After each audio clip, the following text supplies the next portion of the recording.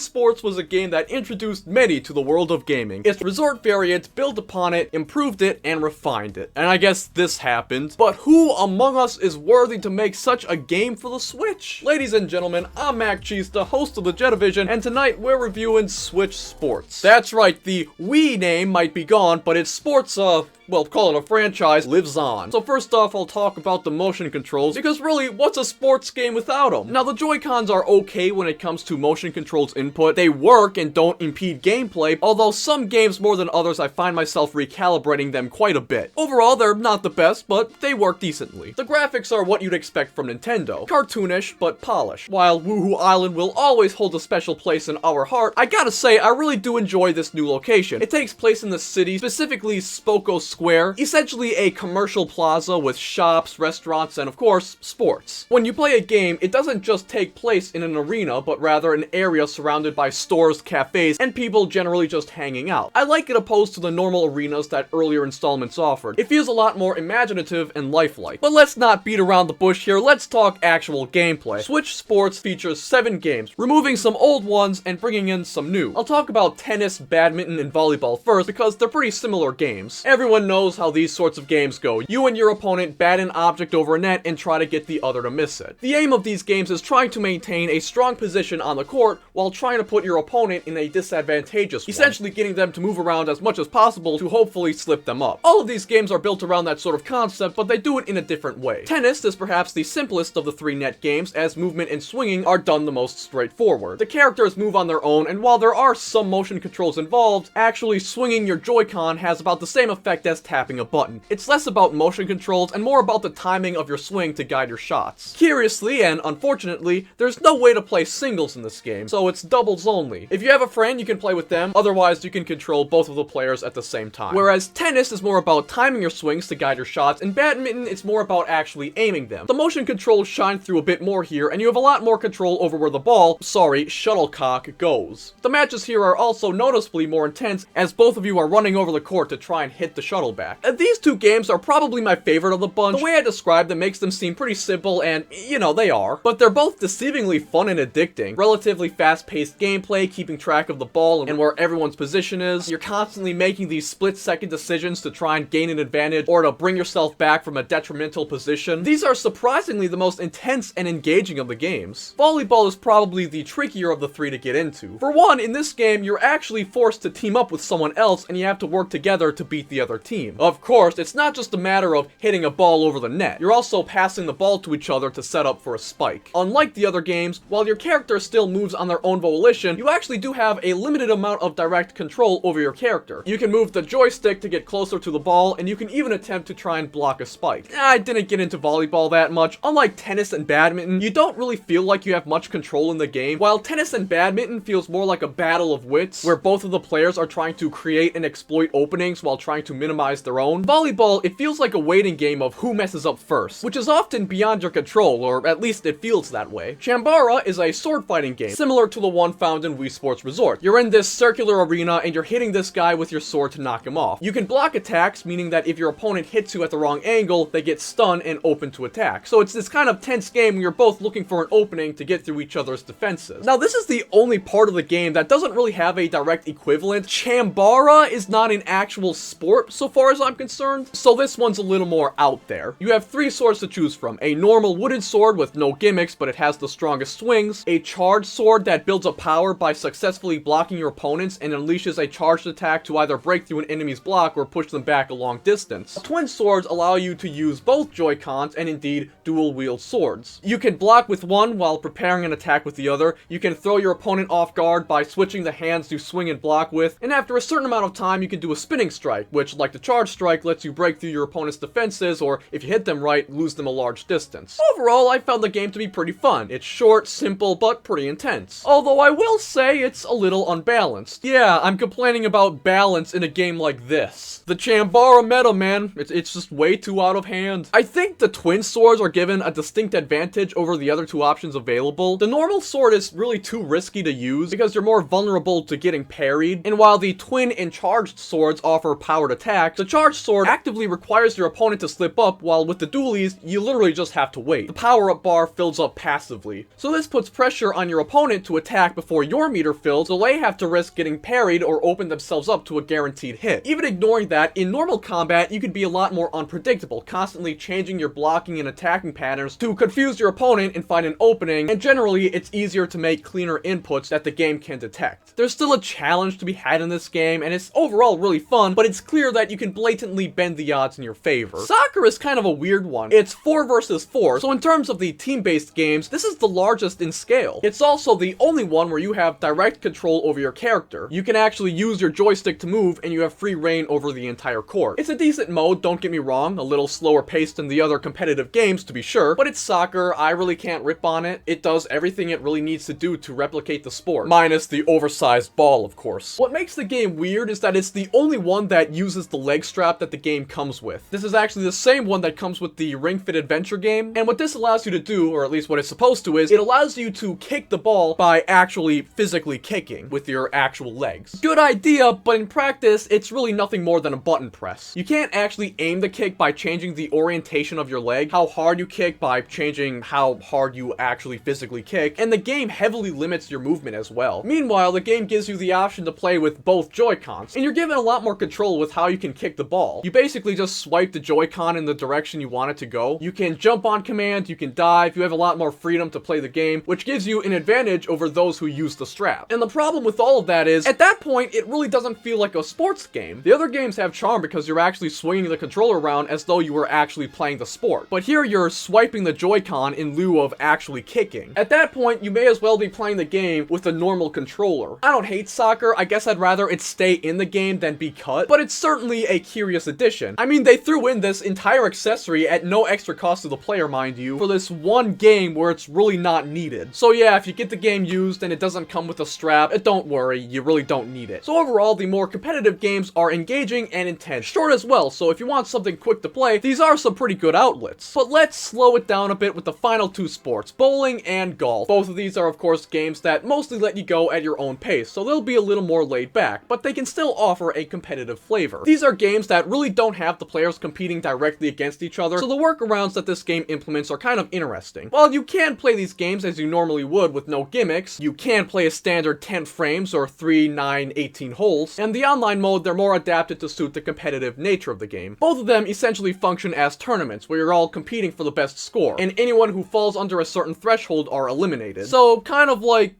Fall Guys. I was a little put off by this sort of system. I was mostly just expecting a thing where you're paired up with a few other players and played for the best score, and I kind of wish that there was a system like that, but still, these are simple but fun games to play as it is. Laid back, but still has that competitive vibe. As far as how these two games specifically play, both of them work simply and solidly. Not too motion control heavy, so the games play as you'd want them to. They are both noticeably longer than the others, golf especially so. This is helped by the game having everyone play at the same time, but if you manage to make it to the final rung of the tournament, you'll have played for something like 10 to 15 minutes, whereas the other games don't go over 5. When it comes to the bunch, I'd say it's a pretty solid selection of games. The only ones I ended up not liking as much as I could have were probably volleyball and soccer. I don't hate soccer, it's just that the way it's implemented, it doesn't really feel like a sports game. And volleyball is okay, but it pales in comparison to the other racket games. Now, aside from the games themselves, there's an optional ranked mode. It's not actually a system where you're matched with similarly ranked players, it's really just a score that the game assigns to you based on how often you win or lose. Overall, it doesn't really affect the game that much, but still, it's a pretty good feature for the game to have. Keep track of how well you're doing at a game. Otherwise, while the game can be played single player, local play is an option, and the AI opponents actually do offer a fun and challenging experience, it's pretty clear that the game was made to be played online. Part of that is just because playing with humans who do human things is just going to be a lot more fun than playing against a computer, but also because the single player content is definitely lacking. When you look at previous installments in the Wii Sports series, I guess, there were a plethora of different game modes and mini games that each of the sports offered. And while this game does have a few of those, they're few and far in between. For us here at Jetavision, it really wasn't a big deal. We love playing online games, and if this game's gonna be online focused, so be it. But for people who are looking for offline single player content, like a story mode or a campaign, that's not really something that's done here. Love it or hate it, online is the soul of this game. And while we're talking about the online of this game, I think it's worth noting that in my experience, it can actually take quite a while to get into a game. At times, I've waited in upwards of 2 minutes to find a match, and while this can theoretically be reduced by broadening the games in your query, even that can take quite a bit of time. On a more positive note, I do like the way that the game does its cosmetics. Basically, the game switches different kind of thematic sets every week. These have different clothing items, emojis you can use to communicate with other players, titles, and all that kind of stuff. And you earn these items by just playing games, and after each one, you're pretty much guaranteed to get a random spin. What's more is, the game doesn't even let you spin duplicates either. You're always insured a new item that you don't yet have. The game has 3 sets you can spin for at a time. They switch out weekly, but there's really no stress on missing out on anything. Everything can be collected in just a span of a few hours of gameplay. So let me get this straight. No microtransactions, no tedious gameplay loop, no random chance to get a duplicate, just something to motivate the players to pick up and play the game every now and then. It is a sad, sad day when a casual sports game has more integrity than most first-person shooters out there. So yeah, I like the cosmetic system. It's nice to have something other than a rank or a level up bar to work for. I guess something else I want to mention is they really did the Mii's dirty in this game. The game lets you choose between these in-house avatars and Mii's, and of course we're all about tradition here at Jetavision, so you know we chose to be a Mii. However, we found that doing so limits the cosmetics that you can put on. No hats, glasses, or masks. You are cast aside. I don't really have a problem with it, but a part of me is a bit sad that Mii's have slowly but surely gotten the boot. I mean, Mii creation doesn't even get its own software anymore. You gotta go into the settings. Still, the in-house avatars are just fine. There's no problem with them. I guess I'm just glad I can still use the Mii's at the very least. Overall, I'm pleasantly surprised by Switch Sports. We really only got the game because we thought it would make for an interesting review, but we were thrown for quite the curveball. Ironic, since the game doesn't have baseball. It's a little light on the content, don't get me wrong, and there are admittedly some questionable design decisions and flukes, considering it took them 4 months to add golf. Most of the games on here are good fun. Rating?